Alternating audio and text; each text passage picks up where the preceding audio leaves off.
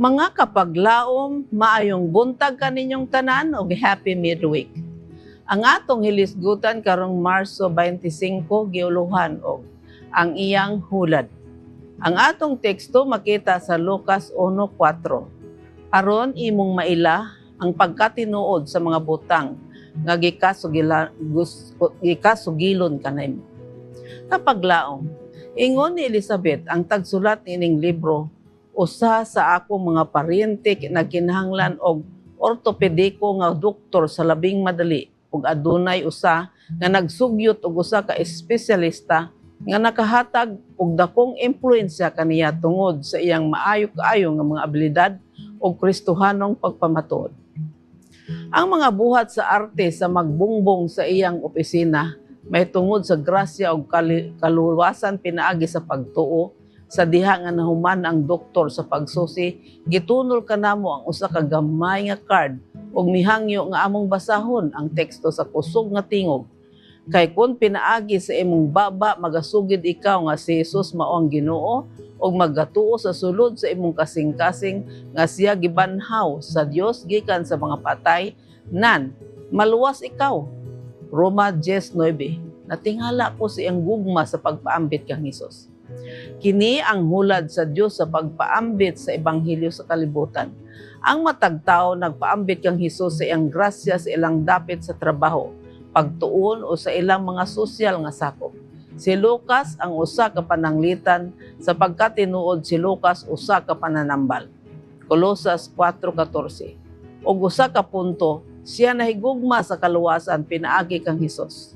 Nagsugod siya sa pagpanaw uban kang Pablo. Buhat 16:10. Og nahimo nga usa sa iyang labing suod nga kauban. Philemon 24. Og kini nga doktor nga adunay dakong interes sa mga panghitabo sa kasaysayan sa kinabuhi ni Hesus ug sa iyang mga sumusunod, natapos sa pagsulat sa labing daghang mga pulong sa bag-ong tugon nga gilakip sa iyang duha ka libro, ang Ebanghelyo ni Lucas ug Buhat. Si Lucas adunay usa ka katingad-an nga kahanas sa Griego nga pinulungan ug gigamit kini niya sa maayong paagi sa pagsulat mahitungod kang Hesus. Gipakita niya ang iyang dakong pagkamatinahuron bahin sa kultura. Si Lucas misulat mahitungod sa dalan ug pagka-inklusibo sa kaluwasan nga gigamit ang radikal nga sambingay sa grasya sama sa mausikon nga anak ug ang parisiyo ug ang maniningil og buhis. Lucas 15:18 nga dili makablakan sa bisan unsa sa ubang ebanghelyo.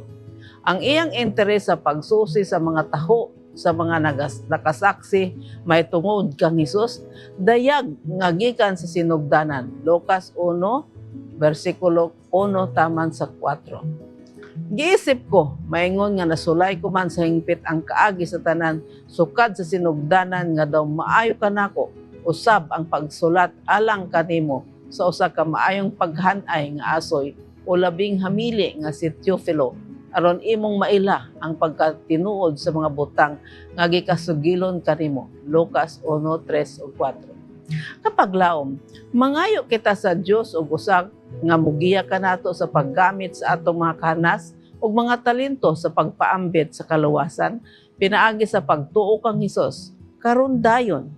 Bisan asa kita nga mahimong bahin sa kadina sa mga saksi sa kasaysayan sa kaluwasan. Magampo kita. Diyos og mahigugmaon namo nga Amahan sa langit. Mangayo kami kanimo og pagiya samtang among gamiton ang among talento alang sa imong gingharian ug labi na gayud sa pagpaambit sa kaluwasan nga iyang gitunol sa uban sa ngalan ni Hesus. Amen.